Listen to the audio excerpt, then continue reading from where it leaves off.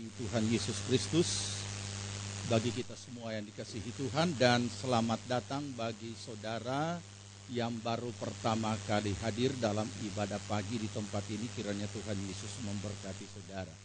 Jika ada yang baru pertama kali hadir, supaya kita bisa saling mengenal, kami mohon saudara tidak keberatan, boleh berdiri sebentar. Jika ada yang baru pertama kali hadir, ada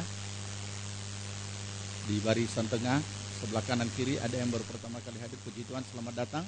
Tuhan Yesus memberkati. Di belakang ada, di tengah masih ada.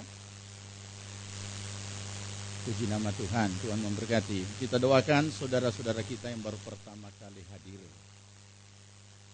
Kami mengucap syukur Bapa di sorga untuk kehadiran saudara-saudara kami yang untuk pertama kalinya beribadah bersama dengan kami dalam ibadah pagi di tempat ini. Tuhan, Engkau tilik apa yang menjadi pergumulan dan kerinduan hati mereka. Buka jalan, campur tangan, dan biarlah Tuhan mengadakan segala perkara, terlebih keselamatan daripadamu menjadi bahagian mereka. Terima kasih Bapa, kami sambut dan memberkati mereka di dalam nama Tuhan Yesus Kristus. Amin. Puji Tuhan. Mari saudara kita buka Alkitab kita masing-masing. Lukas pasal 1 ayat 37.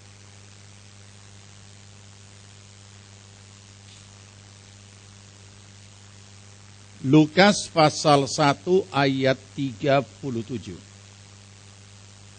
Jika saudara sudah temukan, mari kita sambut firman Tuhan dan kita akan baca bersama-sama. Pembacaan kita yang pertama, Lukas 1 ayat 37. Demikian.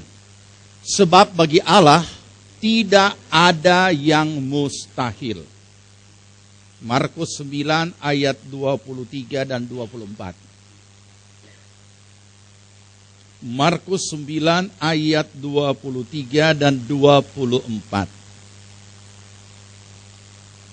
Mari kita baca. Jawab Yesus, katamu, jika engkau dapat, tidak ada yang mustahil bagi orang yang percaya. Segera ayah anak itu berteriak, aku percaya, tolonglah aku yang tidak percaya ini. Yohanes 14 ayat 12. Yohanes 14 ayat 12.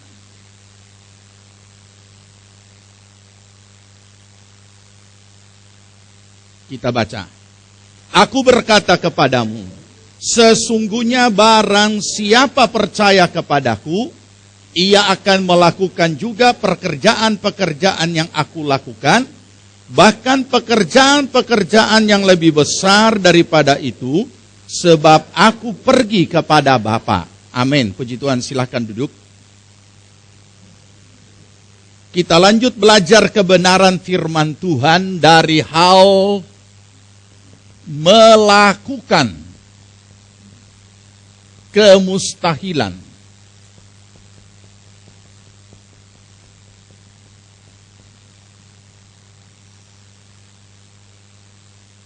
Tidak salah, 2 minggu lalu kita masuk pada bagian pertama dan kita masuk pada bahagian kedua hari ini. Saudara yang dikasihi Tuhan, setiap orang percaya hidupnya sudah diawali, atau hidupnya di dalam Tuhan sudah diawali dengan kemustahilan. Saya ingin mengingatkan beberapa hal kepada saudara secara singkat dari apa yang sudah kita belajar.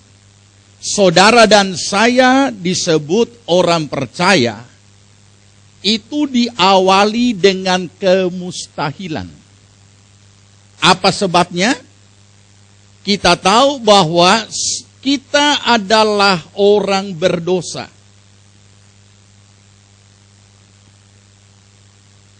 Coba saudara renungkan. Upah dosa adalah maut. Itu harga mati. Dan tidak ada cara lain. Sekali lagi saya ingatkan, tidak ada cara lain untuk dapat menyelamatkan manusia ini dari kematian, kebinasaan. Tidak ada cara. Tidak ada cara. Saya tidak boleh katakan tidak ada cara lain. Tidak ada cara. Mustahil manusia yang berdosa ini beroleh hidup yang kekal.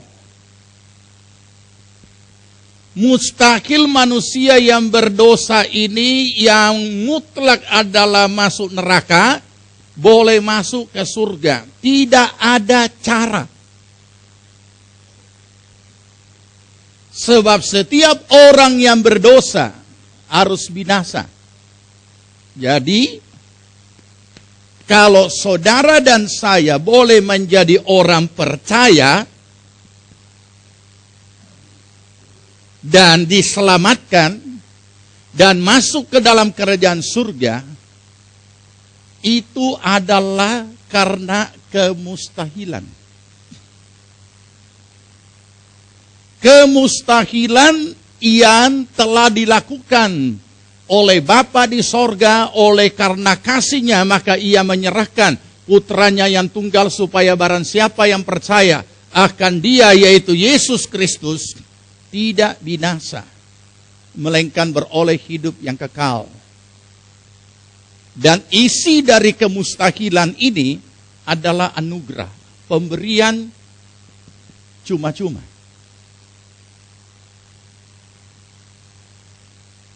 Anugerah, pemberian, tidak ada cara lain.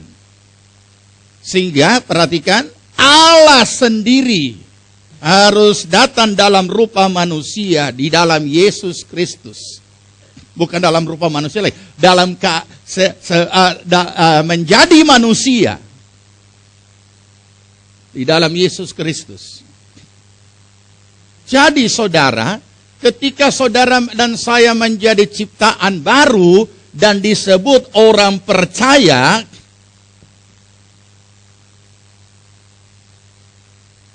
disebut lahir baru, disebut ciptaan baru, ini adalah kemustahilan.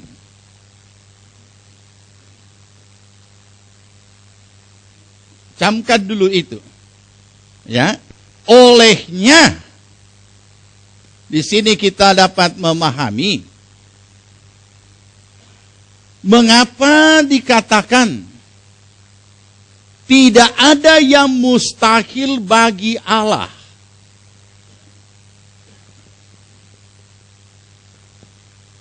Tetapi sekaligus dikatakan tidak ada yang mustahil bagi orang percaya. Kalau tidak ada yang mustahil bagi Allah, gampang sekali kita aminkan karena kita tidak mau dipusingkan dengan karena kita tidak mau dipusingkan dengan bagaimana Allah bekerja dengan caranya dan lain sebagainya mengatasi segala kemustahilan itu, karena kita mengakuinya dan sangat mengakuinya Allah maha dahsyat, maha besar, maha kuasa, maha luar biasa. Tetapi ketika kita sampai kepada ayat di dalam Markus yang mengatakan tidak ada yang mustahil bagi orang percaya, sulit untuk kita aminkan. Karena selalu tertanam satu filosofi sampai saat ini yang mengatakan tidak ada manusia yang sempurna. Nanti satu saat saya akan bahas ini. Apa benar tidak ada manusia yang sempurna? Sedangkan ada ayat berkata, lebih parah lagi nih ayat, bukan lebih parah. Rasanya kok lebih berat, karena ayat itu berkata seperti ini. Hendaklah kamu sempurna sama seperti Bapa sempurna. Terus bagaimana kita disuruh mencapai sempurna, sedangkan kita sudah tahu tidak ada manusia yang sempurna? Nah, inilah nanti satu saat.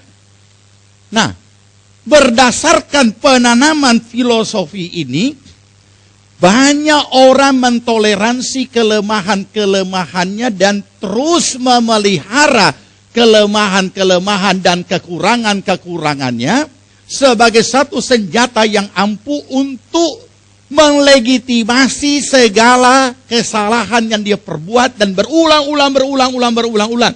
Dan terakhir dia katakan, ya sudah itu kita cuma bisa sampai di situ, kasihan. Artinya alias harap maklum. Kalau Tuhan, itu ditanamkan seperti, saya tidak tahu juga dari mana ditanamkan itu. Tapi itu sudah menyeluruh di mana-mana. Kita belum sempurna. Begitu berbuat kesalahan, kita belum sempurna. Begitu berbuat kesalahan, kita belum sempurna. Jadi harap maklum. Tapi besok-besok dia ulangi lagi kesalahan yang sama. Ya, belum sempurna. Besok dia ulangi lagi kesalahan yang sama. Bukan melakukan kesalahan yang baru. Melakukan lagi yang sama. Pertanyaannya, apakah ini belum sempurna atau bebal?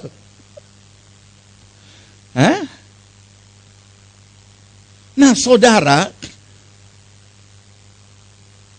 kalau demikian, kenapa Tuhan harus mengatakan, tidak ada yang mustahil bagi orang yang percaya? Lebih dahsyat lagi ketika kita baca tadi di mana? Yohanes ya. Bahwa barang siapa percaya kepadaku, kata Yesus, mereka akan melakukan pekerjaan-pekerjaan yang lebih besar daripada yang aku kerjakan. Ini luar biasa. Saudara bisa bayangkan ketika begitu banyak orang percaya, atau katakanlah tidak usah terlalu jauh, kita semua yang hadir di dalam ruangan ibadah ini sebagai orang percaya adalah pribadi-pribadi yang melakukan lebih besar daripada apa yang Yesus lakukan. Luar biasa. Nah, masalahnya di sini adalah, ya, saya ingin tekankan pemahaman kita tentang kemustahilan. Itu yang konsepnya secara umum dan secara teologis seringkali keliru. Secara umum sederhana, kamus bahasa Indonesia mengatakan kemustahilan berarti tidak mungkin, tidak bisa. Itu sederhana. Nah, kemudian secara pemahaman teologis atau secara pemahaman rohani, seringkali kita hanya menganggap kemustahilan itu dalam bentuk tertentu. Karena kalau dikatakan secara umum kemustahilan itu adalah tidak mungkin, tidak bisa dan tidak dapat dilakukan, berarti itu adalah batas daripada kemampuan analisa logika manusia. Karena seluruh kemampuan pergerakan hidup kita hanya dapat dikelola oleh kemampuan analisa logika kita masing-masing. Sesuai dengan keberadaan pribadi masing-masing punya tingkat IQ-nya dan lain sebagainya yang terkait dengan itu. Kemudian ketika sesuatu kita diperhadapkan sesuatu yang mustahil, hanya dapat dijawab oleh mujizat. Dan mujizat itu bukan lagi kemampuan logika. Mujizat itu hanya dapat dilakukan oleh Tuhan melalui iman kita.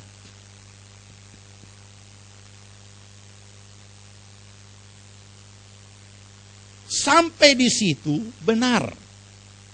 Pemahaman sampai di situ benar.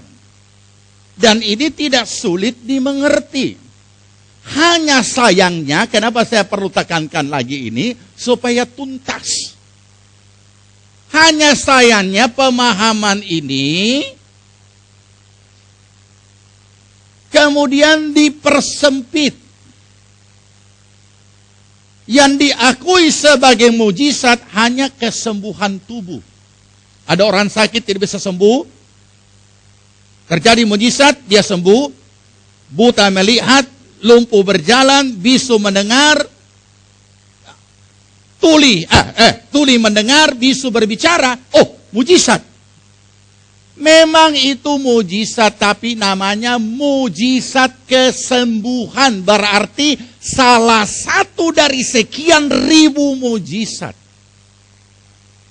Bahkan boleh tidak bisa saya katakan sekian ribu. Begitu banyaknya, lebih daripada itu. Pokoknya apa yang tidak bisa dijawab oleh logika, dijawab oleh mujizat, oleh Tuhan lewat iman. Akibat daripada mempersempit pemahaman tentang mujizat, sekaligus mempersempit pemahaman tentang kemustahilan.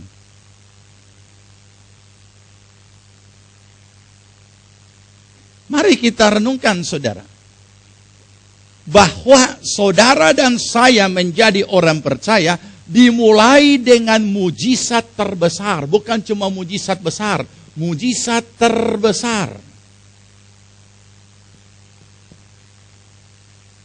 Yaitu pengampunan,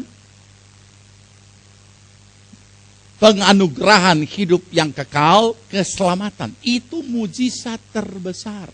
Yang lain itu semakin lebih rendah daripada apa yang menjadi anugerah Tuhan. Nah, saudara yang dikasihi Tuhan, dari sinilah kita perlu, konsep ini perlu dulu diperbaiki. Saya kasih contoh konkret, tiba-tiba Tuhan ingatkan. Satu saat, mungkin pernah saya kisahkan ya, satu saat saya ketemu dengan seorang pengusaha. Pengusaha ini seorang ibu. Di tengah krisis moneter melanda negeri ini, dia adalah salah satu ibu pengusaha yang mendapat undangan secara khusus sebagai orang kedua di dunia menerima penghargaan dari induk perusahaan yang ada di luar negeri. Satu dari Australia, satu dari Indonesia. Luar biasa. Dalam pertemuan internasional, ibu ini diberikan kesempatan untuk memberikan komentar apa yang dia lakukan sehingga dalam krisis yang begitu rupa melanda, krisis ekonomi yang begitu rupa melanda dunia, dia justru mempunyai omset kedua terbesar di dunia. Kesempatanlah di situ dia bersaksi. Nah, tetapi ibu ini fisiknya kurang sempurna.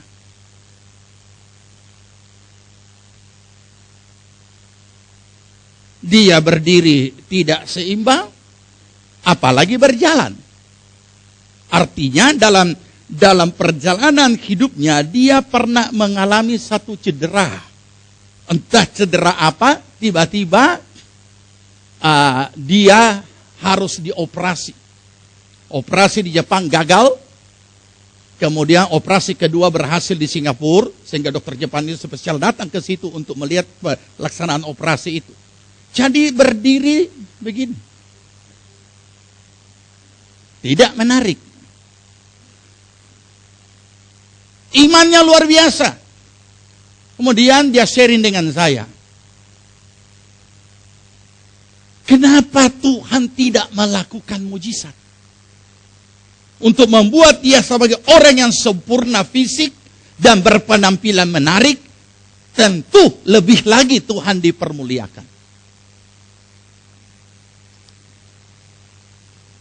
Terus dia tanya pendapat saya. Begitu dia berkata seperti demikian, saya langsung berkata, ibu keliru. Justru yang sedang dijalani sekarang ini adalah mujizat. Nah, inilah saudara pemahaman seringkali orang tentang mujizat. Jadi mujizat itu selalu diidentikan dengan kesembuhan tubuh. Ketika dokter tidak bisa berbuat apa-apa lagi dan kemudian terjadi sesuatu, itu memang itu adalah mujizat kesembuhan. Tetapi mari kita renungkan. Pergumulan apa yang dialami oleh ibu ini sebegitu rupa sebagai seorang percaya,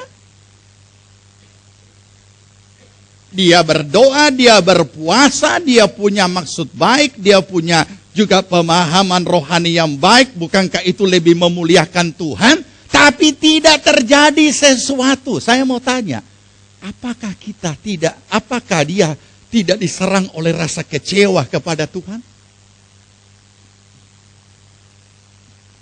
Pasti. Dan saya yakin perasaan itu masih mengganggu dia sampai pada akhirnya dia harus bertanya kepada saya. Dan saya yakin mungkin bukan satu-satunya saya yang dia pernah tanya. Mungkin sudah banyak hamba Tuhan dia pernah tanya. Ketika saya jawab, dia justru terkejut. Saya bilang yang terjadi sekarang ini, yang sedang ibu alami, inilah mujizat. Loh, kenapa begitu Om? Mana bisa?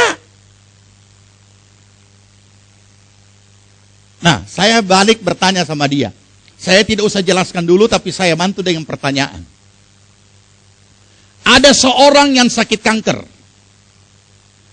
Dia berdoa, dia berpuasa, Tuhan sembuhkan. Total sembuh. Di saat yang sama, ada juga orang yang sakit kanker. Dia berdoa, dia berpuasa, tidak sembuh. Pada akhirnya mati. Saya tanya, yang mana mujizat? Yang mana mujizat, saudara? Yang mana mujizat?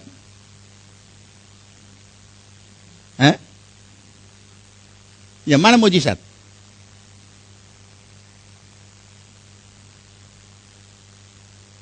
Bingung dia. Saya ulangi lagi sekali lagi, dan pada akhirnya dia mengakui. Ya mati itulah yang mujizat. Yang tidak sembuh itulah mujizat. Hah? Ya mula-mula kaget. Yang mana yang mujizat? Jadi saudara, banyak bentuk mujizat. Yaitu, ketika seseorang dapat bertekun di dalam iman sampai mati, dan tidak menyangkal iman, itu mujizat yang sangat luar biasa. Jadi jangan kecewa, Bu. Ibu kesana kemari dengan model yang tabeng-kobeng, jangan kecewa. Memang dia sangat pede karena memang orang cerdas, pendidikan tinggi. Dan dia tidak pernah merasa minder. Nah, inilah mujizat. Inilah mujizat. Dan orang berkata, kok bisa dia berhasil? Kok bisa dia dapat ranking? Kok bisa dia berprestasi? Inilah mujizat. Jadi saudara, kita perlu memahami. Memang ada mujizat kesembuhan. Itu amin. Itu tidak bisa dibantah. Tetapi ada gereja tertentu yang kemudian hanya memahami itulah mujizat, yang lain bukan. Nah, saudara yang dikasihi Tuhan, pemahaman ini perlu supaya kita hati-hati. Kenapa? Yang kita pelajari ini, apa temanya? Apa topiknya? Melakukan mujizat. Yang kita pelajari ini bukan mengalami mujizat, bukan. Melakukan mujizat. Tuhan menginginkan saudara dan saya menjadi pelaku-pelaku kemustahilan. Bukan hanya orang-orang yang mengalami kemustahilan, tapi pelaku kemustahilan, pencipta kemustahilan. Ini jauh lebih dalam. Jadi saudara, ada kalanya orang keliru. Saya jelaskan lagi satu bentuk kekeliruan. Mungkin saudara punya istri yang suami ini, atau sebaliknya, yang istri tinggal saudara balik sendiri, tinggal kasih jawab sendiri dengan diri sendiri, karena saya tidak tahu masalah saudara, cuma Roh Kudus yang tahu. Mungkin ada suami yang sudah putus asa, aduh kita punya istri persis radio rusak. Belum masuk di rumah, tapi dia sudah tahu saya punya mobil, punya bunyi, siap. Begitu muncul di pintu, mulai siaran. Kemudian saudara berdoa. Tidak mau kan? Orang rohani kan? Tidak pakai tangan. Juga tidak pakai kaki. Karena bukan karateka dan bukan petinju. Sabar, sabar. Dia berdoa. Dengan harapan. Harapan apa? Istrinya berubah atau sebaliknya. Suaminya, tuh kan judi, tidak bulan-bulan dan lain sebagainya. Pokoknya tinggal kasih baku cocok dengan sendiri punya. Atau anak atau orang tua. Kemudian berubah. Luar biasa. Langsung jadi silent night. Tadinya radio rusak, sekarang silent night. Silent, sunyi, senyap. Aduh, jadi manis DP kelakuan. Mujizat atau bukan? Mujizat? Berubah kan? Tuhan dengar, Tuhan jawab doanya. Tetapi ternyata ada lagi yang satu, dia sudah berdoa bertahun-tahun, tidak ada perubahan. Ternyata DP kelakuan sampai dia mati sama model. Jadi ketika dia di dalam peti jenazah, orang-orang menangis. Menangis sedih. Kenapa? Semasa hidupnya almarhumah. Kejahatan.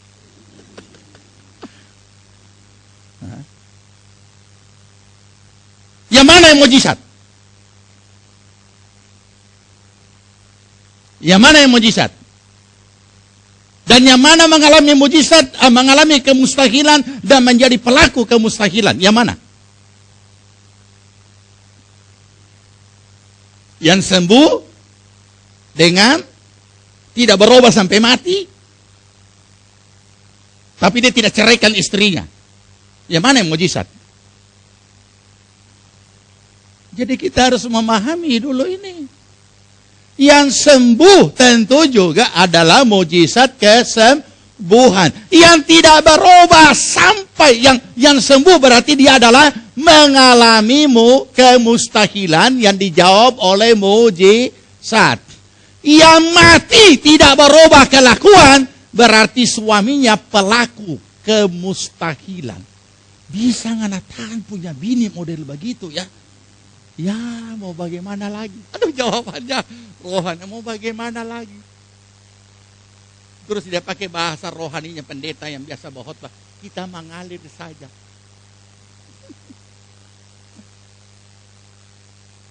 Dua-duanya mujizat.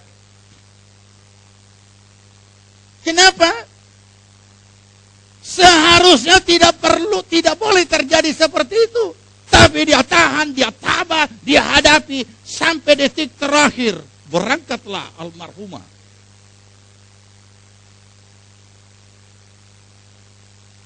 Nah saudara, jadi Tuhan menghendaki saudara dan saya melakukan kemustahilan. Karena sesungguhnya pada saat saudara dan saya mulai menjadi percaya, nah ini yang penting.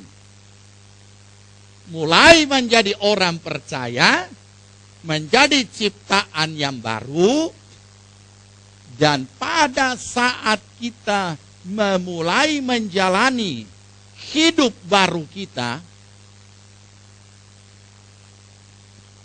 itu isinya semua adalah kemustahilan. Makanya banyak orang tidak tertarik mau jadi rohani. Isinya adalah kemustahilan. Isinya adalah melakukan kemustahilan. Saya tidak usah bacakan ayatnya. Sebelum kita lebih mendalam, saya hanya ingin ingatkan. Apa itu kemustahilan?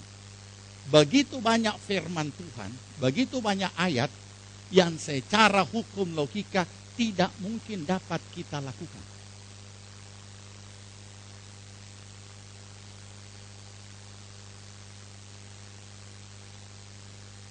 Masih ingat apa yang pernah kita baca?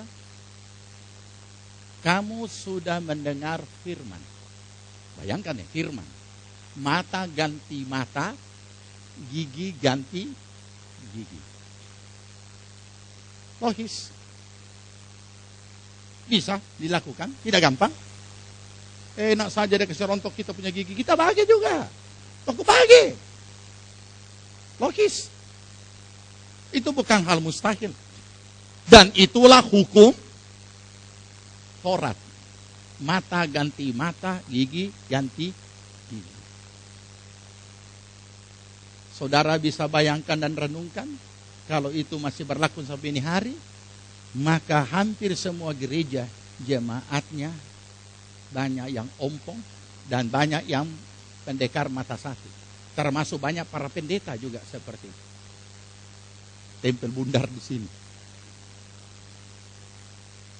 Karena dibenarkan. Mata ganti mata, gigi ganti gigi. Dan lumrah, logis, adil, seimbang. Tetapi aku berkata kepadamu, kata Yesus, kasihilah musuh. Tidak logis. Ayat berikutnya lebih tidak masuk di akal. Kasihilah musuhmu, boleh saja. Kita tidak apa-apa kok. Itu kan banyak bahasa rohani dari orang rohani. Kalau kita tidak apa-apa kok. Dari dia saja. Wah, padahal dia. Mari kita jujur. Kita kok tidak apa-apa dari dia saja. Padahal di dalam mandi di hati. Masih baik itu kalau nyanyian tempo dulu. Mandi di hati. Mandi di hati. Begitu dia yang sana juga mau dihubungi. Oh, kita juga tidak apa-apa kok. Kenapa saudara?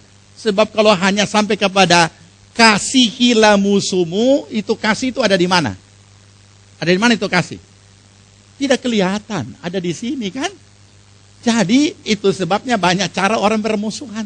Tidak baku bicara, tidak baku tegur, atau jawab seadanya, secukupnya, dan tidak ada keintiman. Bisa saja. Sedang satu rumah bisa tidak baku bicara kok. Ya, sedangkan laki bini seringkali juga terjadi tidak baku bicara. Sampai berapa biji matahari habis. Ya kan? Nah ini. Tapi itu ada ayat yang lebih tidak masuk di akal. Kalau dikatakan kasihilah musuhmu. Siapa yang tahu kalau dia kasih atau tidak. Kasih kan di dalam hati. Tapi Tuhan mau konkretnya. Dan konkretnya ini tidak masuk di akal. Dan sesuatu yang tidak masuk di akal adalah kemustahilan. Yang bisa melakukannya adanya, yang bisa menjawabnya hanya mujizat. Apa kata Tuhan? Apabila musuhmu lapar, gimana? Apabila musuhmu lapar, bisa enggak? Bisa. Taruh sedikit racun. Apabila musuhmu haus, beri dia minum. Bisa enggak? Nah bisa. Jadi saudara, inilah kemustahilan. Jadi Tuhan bukan hanya menginginkan kita mengalami, kita melihat kemustahilan. Tuhan menghendaki kita menjadi pelaku-pelaku kemustahilan. Jangan saudara hanya berpikir kemustahilan itu sama dengan permainan-permainan sulap yang penuh trik dan sama dengan permainan-permainan sihir. Oh, kemustahilan Yesus jalan di atas air, kita juga mau coba di pantai Talise. Boleh coba. Dan tidak pernah naik-naik. Nah, bukan cuma itu. Kemustahilan. Oh, saya mau beli. Ada pesta. Kita orang bikin pesta tidak usah. Bukan begitu banyak biaya. Cukup 2 roti, 2 ikan, 5 ketul roti. Siapa yang pernah bikin pesta di Kota Palu yang datang 5.000 orang? Tidak ada restoran yang bisa muat 5.000. Kita butuh lapangan. Ada yang berani bikin pesta dengan 5 roti, 2 ikan? Tidak ada. Tapi jangan kita hanya bayangkan seperti itu. Makanya saudara, ketika kita mempelajari tentang pencobaan Tuhan Yesus, ada langkah, ada hal-hal yang, jadi begini maksudnya, kita melakukan kemustahilan, jangan kita membayangkan perbuatan-perbuatan spektakuler yang melawan alam dan lain sebagainya seperti sulap-sulap dan bukan. Ingat apa yang terjadi ketika Tuhan Yesus dibawa ke atas bait Allah. Iblis berkata apa? Jatuhkan dirimu ke bawah. Karena ada tertulis. Iblis tahu ada tertulis. Dan memang ada. Ia akan mengutus malaikatnya menata engkau supaya kakimu jangan terhentuk ke dalam. Tapi Tuhan berkata apa? Ada pula tertulis, jangan engkau mencobai Tuhan Allahmu. Orang kalau dari atas berbuang ke bawah, jatuh enggak? Jatuh. Hancur, mati.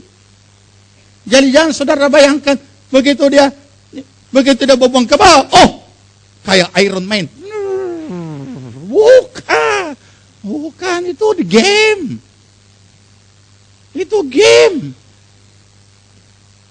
Nah, saudara, jadi kalau Tuhan menghendaki kita melakukan kemustahilan, kita tahu bahwa untuk melakukan